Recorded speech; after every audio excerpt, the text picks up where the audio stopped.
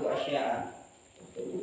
Orang yang wudunya batal maka haram melakukan 4 hal. Kalau nggak punya wudu tidak boleh melakukan 4 perkara ini. Yang pertama, tidak boleh sholat, entah itu sholat sunnah ataupun sholat wajib ketika nggak punya wudu, atau sholat jenazah ketika tidak punya wudu maka tidak boleh melaksanakan. Yang nomor 2, tawaf. Tawaf itu keliling Ka'bah, entah itu tawaf umroh ataupun tawaf haji, tidak boleh. Wa masul mushafi wa hamluhu. Wa masul mushafi, menyentuh mushaf. Mushaf itu yang tidak boleh disentuh ketika bacaan, ketika ayat Qur'annya lebih banyak. Misal ada terjemahannya, atau kadang kan ada mushaf Qur'an tapi modelnya seperti ini. Ini ayatnya, terus di samping ini artinya, atau biasanya ada lagi tulisan bahasa Arab yang lain tafsirannya. Nah itu asalkan yang ayatnya itu lebih banyak maka itu tidak boleh disentuh kalau ayatnya lebih banyak daripada terjemahannya. Tapi kalau terjemahannya lebih sedikit kalau terjemahannya lebih banyak itu nggak masalah. Wahamluhu, menyentuh aja tidak boleh apalagi membawa. Tapi membawa itu belum tentu menyentuh ya. Karena membawa pakai ini kan nggak nyentuh. Nah ini tetap tidak boleh. Quran tidak boleh karena menyentuh atau membawa. Kalau membawa kan berarti bisa pakai diangkat atau pakai itu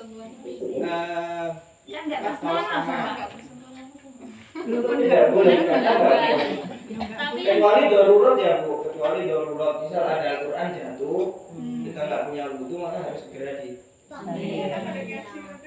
Kalau pakai tas Pak, kan berapa Pak? Kan gawa Al-Quran dimasukin tas. Kan masih saya ada coba ngawas sarang-sarang baca Al-Quran. Kan benar di sini Pak. Dan niku misalnya pas niku batal terus pripun? Di dalam tas loh Pak. Jadi saya buka rahasia ya. Jangan bilang-bilang.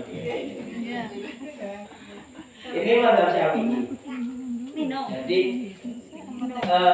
fikih ahli sunnah wal jamaah itu punya 4 imam yang berbeda-beda dalam berpendapat.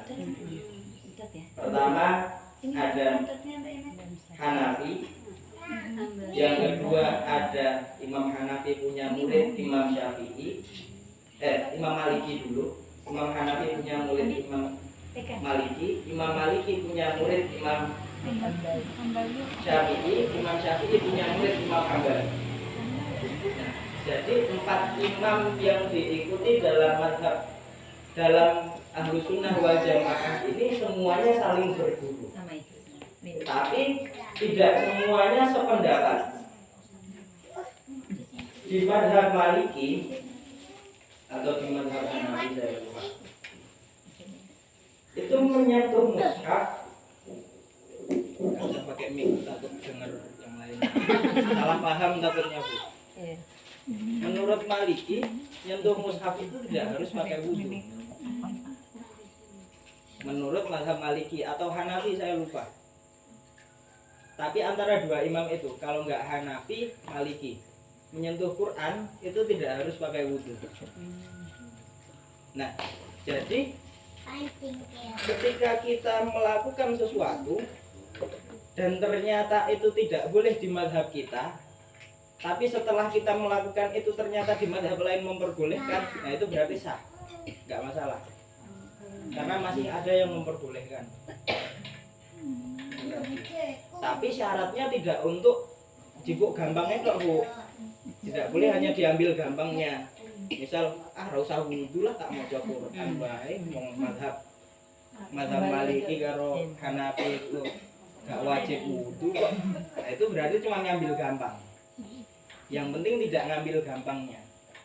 Kalau ngambil gampang istilahnya tasahul fitin, jipuk gampang dalam masalah beragama itu tidak boleh. Dengan catatan kita boleh berpindah mazhab ketika posisinya darurat kepepet. Wis nggak mungkin lagi itu, sudah tidak mungkin dihindari, maka kita boleh berjalan kalau kepepet. Kalau misalkan membawa Quran dimasukin ke tas misal, selagi kita bisa wudhu, kenapa nggak wudhu dulu? Tadinya wudhu, seandainya tapi kan ketika pasang itu. Kondore sama ibu-ibu niku lho, Pak. Kondore wudhunya sudah batal. Iya. Sewa dereng batal tapi kan pulangnya Mantuk niku lho, Pak. Oke, kalau memang terlalu ribet, misal wudhunya nanti harus apa? Misal airnya tinggal sedikit atau ada hal lain yang mepet, nah maka itu nggak apa-apa, beda ke mazhab lain. Tapi kalau masih ada kemungkinan ya. Kalau yang ada artinya Pak, kan Al-Quran kan ada artinya. Selagi artinya nggak lebih banyak, kan tidak boleh. banyak. Kalau artinya lebih sedikit itu nggak boleh. Kalau artinya lebih banyak, Lebih banyak. Kan tapi artinya kalau kabeh. bercampur dengan buku lain Pak, lebih banyak buku lain daripada Al-Quran. lain maksudnya Bu? Ya kan ada Iya, kitab apa itu buku kan buatan tulis ada, Oh. ada buku Al-Janji, terus ada buku apa Asmaul Husna lain-lainnya Nah, itu itu ada gabung perbedaan. jadi satu dalam tas. Ada Qurannya juga. Ada. Itu yang masalah ada Qurannya. Kalau cuman ikro itu kan tujuannya bukan untuk dibaca Quran, tapi cuman untuk pembelajaran, untuk taklim. Kalau cuma untuk pembelajaran nggak masalah kan, Bu.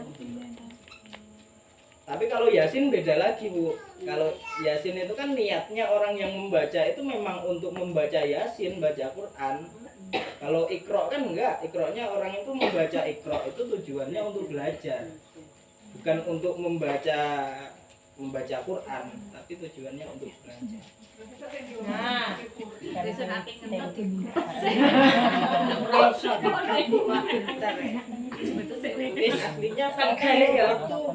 Artinya fikih itu enggak ribet, Bu. Artinya fikih itu enggak ribet. Yang buat ribet itu artinya kita sendiri. Cuman wudhu paling 2 menit selesai, Bu. enggak Pak, mosok nang wong kriuk-kriuk iku undu sarang-sarangan nggih. Pripun? Masa yang ngentut terus, Bu. Mboten maksudnya nek kondur niku lho, Pak. Kan belum pasti wudhu. Saya ini naik ngejar-ngejar sholat rampung-rampung. Dan nggih maksudnya masuk kriuk-kriuk undu. Dan saya ini Nah, kelihatan terus terletak. aku ini batal. Nggih. Pripun nggih? Dereng dari Kaya-kaya ki tindakan kula sak kanca kayane kaya nek do nyadari lho. Sakniki kan Quran, Pak. Nah, niki nek ditaruh ngeten iki, jajar niki napa wasa? Membawa saja, Kok mburi? nggih. Ah, kan Membawa saja harus itu gini kan aslinya harus gini. iya, Harus gini. Boleh. apalagi letaknya sejajar dengan Pantat. pantat kan sarung. Kan ada kalanya ditaruh belakang, tapi cuma Apa berarti meneh itu enggak enak. dilebok-lebok.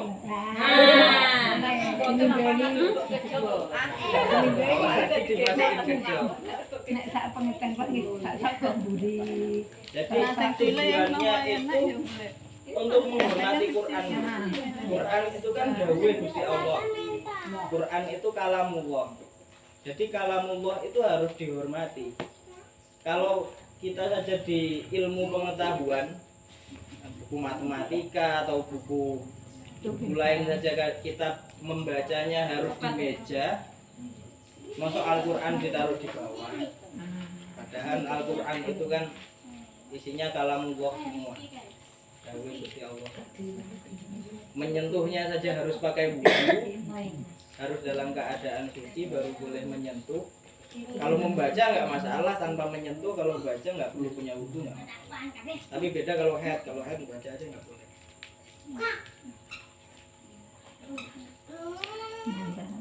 Jadi harus ditaruh di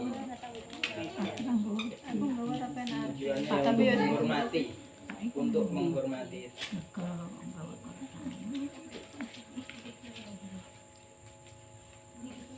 Begitu Bu, masalah fikih itu nggak susah, aslinya fikih itu nggak susah. Nanti saya dibilang oh, sidik-sidik raulah, sidik-sidik raulah, enggak, karena memang seperti itu. Jadi saya mau menyampaikan pun ya harus saya sampaikan apa adanya. Karena kita mazhab Syafi'i itu Bu, itu mazhab yang paling berhati-hati dalam masalah hukum. Di mazhab Syafi'i itu kan ada air kurang dari 2 kulah. Air kurang dari 2 kulah itu kan 60 cm persegi. Isinya kurang lebih 270 liter. Kurang lebih seperti itu isinya. Ketika kejatuhan najis kan ikut najis. Padahal di mazhab lain enggak, selama tidak berubah. Jadi mazhab Syafi'i itu mazhab yang paling berhati-hati dalam pengambilan hukum.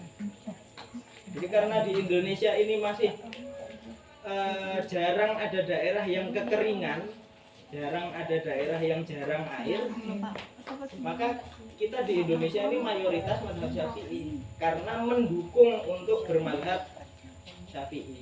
Kalau di Timur Tengah kan susah air, jadinya di Timur Tengah itu banyak yang mazhab Maliki atau mazhab Hanafi yang lebih biasanya hukumnya agak lebih ringan daripada mazhab Syafi'i di masalah air, karena di sana kan susah air. Maka lebih cocok di mazhab Maliki atau Hanafi.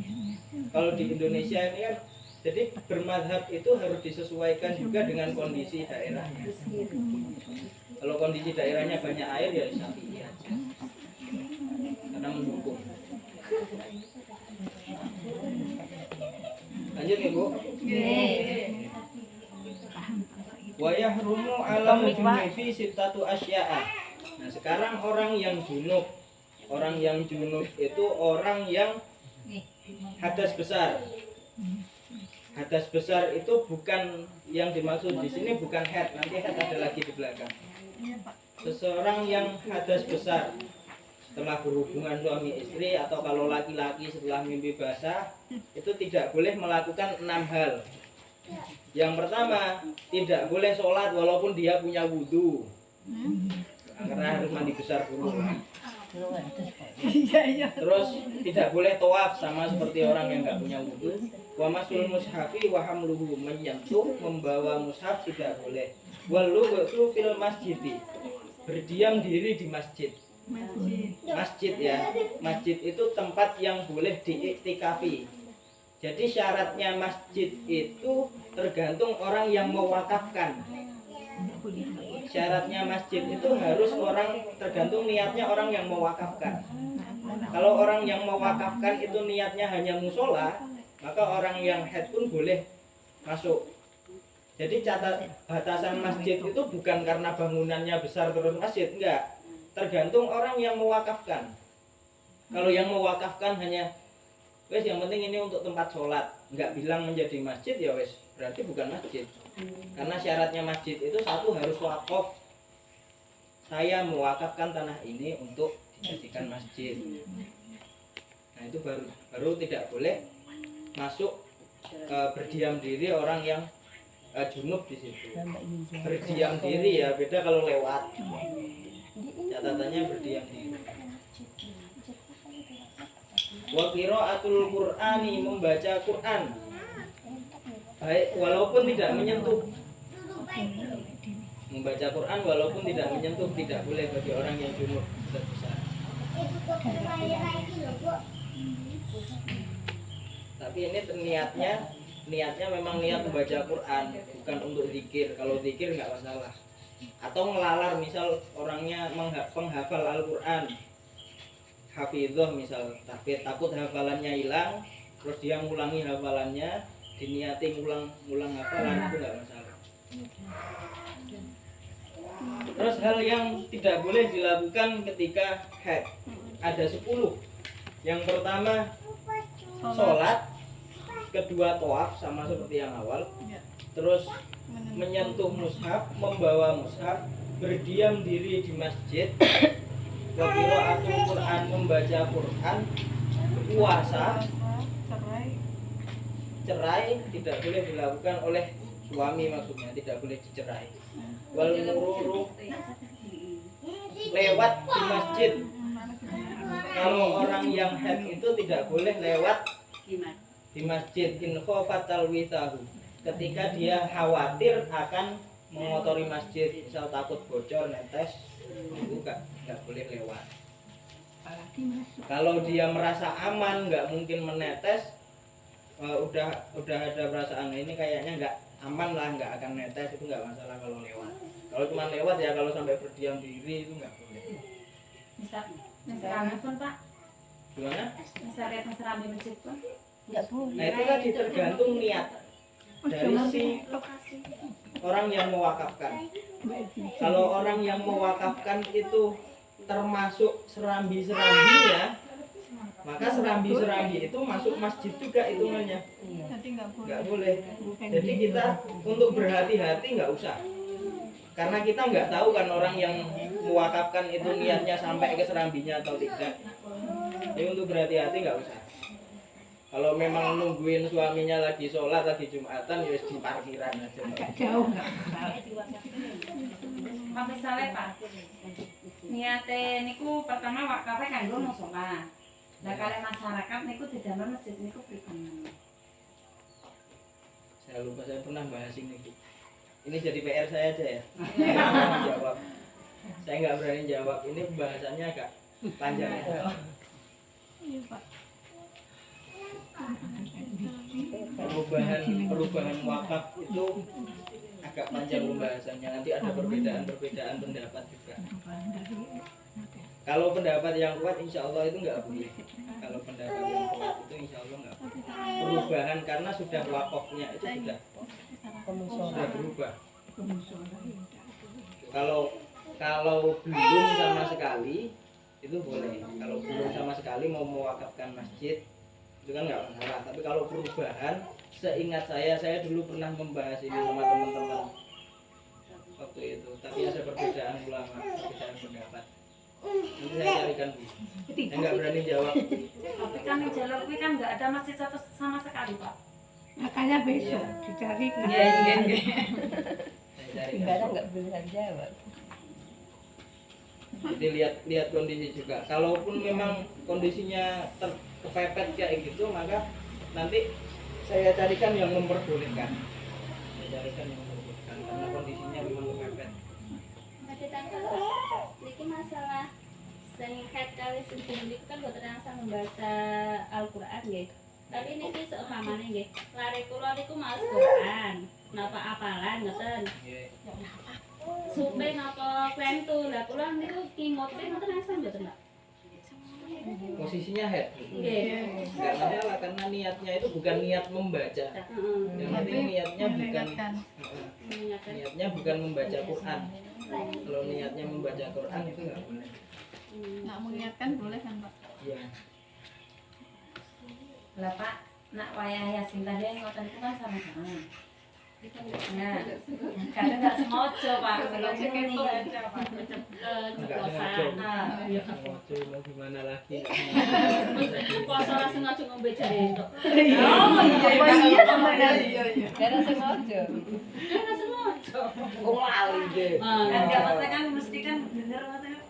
Sangkupnya itu kalau Aslinya kalau diniati zikir nggak masalah, tapi kan nggak mungkin. Mosok mau Yasin semono dawane diniati zikir itu susah.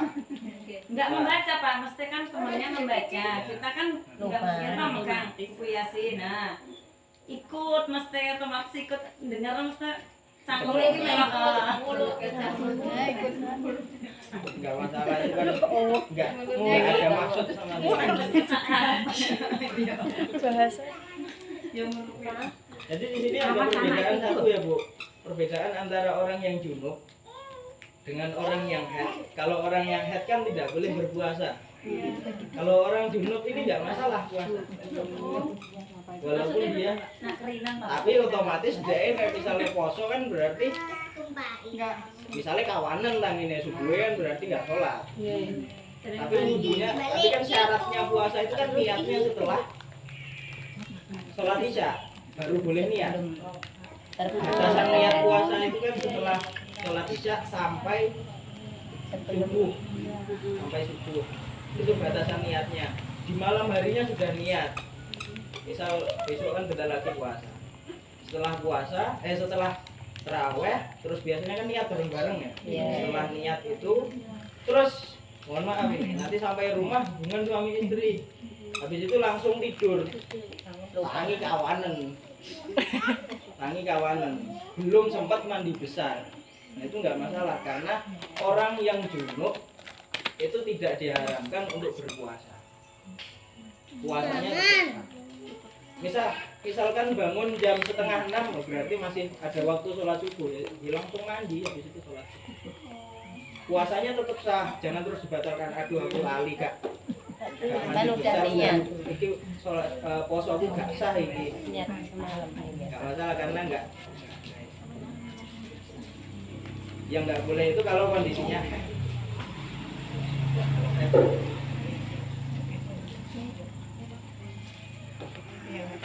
yang ditanyakan lagi Bu.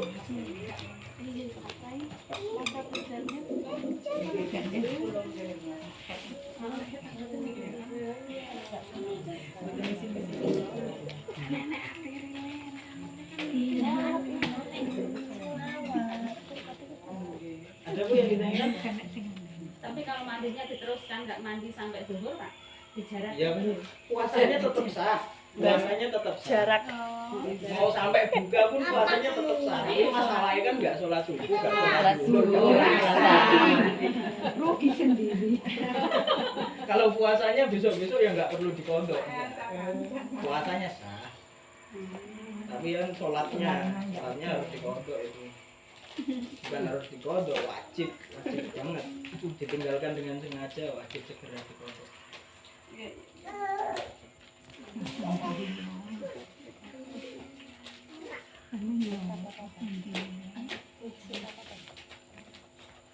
Ibu ada lagi? Janggal? Ada yang masih janggal? Atau dengan keterangan saya ada yang masih janggal? Jadi insya Allah apa yang saya sampaikan insya Allah ada ya pasti ada ilmunya. Terus saya menyampaikan saya semuanya ada dasarnya Bu. Ada dasarnya. Saya pernah baca kitab apa terus saya sampaikan di sini. Jadi bukan karangan saya, kalau memang saya nggak tahu ya seperti itu tadi. Saya jadikan PR aja sama saya karena hukum fikih itu nggak bisa diakal. Nggak bisa akal-akalan. Jadi yang saya sampaikan insya Allah semuanya ada dasar.